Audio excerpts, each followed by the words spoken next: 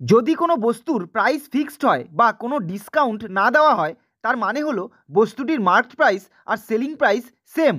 এবার কোশ্চেনে বলেছে দেখো, যদি ধার্য মূল্যের 35% ক্রয় মূল্যের 45%-এর সমান হয় এবং কোনো ছাড় না দেওয়া হয়, তাহলে কত শতাংশ লাভ হবে?